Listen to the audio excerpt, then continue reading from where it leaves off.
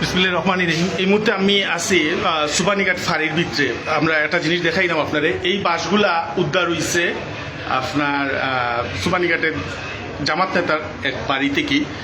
তো এই বাসগুলা আপনারা দেখুন, এগুলো আসলে মূলত সাধারণত দেশ আমরা যে মারামারি ব্যবহৃত হয় ও সাইজের বাস, প্রচুর প্রচুর বাস আপনারা দেখুন, ও দেখুন প্রায় 200 বাস উদ্ধার হয়েছে। সাইজটা দেখুন আপনারা। তো তারা একটু হইতে স্যার যে পুলিশের কাছে কইছে ফুকুর ফারে বেড়া দিত, ফুকুর ফারে বেড়া কিটা ও সাইজের বাসে হয়নি। আপনারা একটু একটু চিন্তা করুন চাই, ও সাইজের বাসে ফুকুর ফারে বেড়া দেওয়া যায়নি। হ্যাঁ, এইটা তারা কইরা এটা বেড়ার বাস। তো আপনারা কৌকা ইগু ইগু কিটা বেড়ার বাস নেই।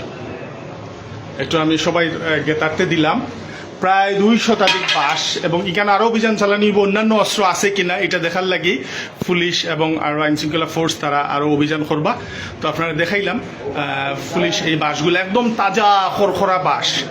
যদি এই ঘটনা হয় এক বাসার, তো আজটা সিলেটের অবস্থাটা আপনারা একটু চিন্তা ভাবনা করুকা বা বাবুকা যে সিলেটে কি তা অবস্থা হয়। তো সবাই একটু সতর্ক থাকতা, একটা সুন্দর নির্বাচন হইতো। আর এই ব্যাপারে আইন শৃঙ্খলা বাহিনী আরও কি তা উদ্যোগ নেয় আপনারা আমরা জানাইমু। তারা এই বাসগুলো এখন আনিয়া সুবানীঘাট ফাঁড়ির ভিতরে রাখা হয়েছে। ধন্যবাদ সবাইকে। এখানে আরও অভিযান হইব, তো আরও অভিযান নিয়ে আপনাদের সামনে আবার আসবো আমরা।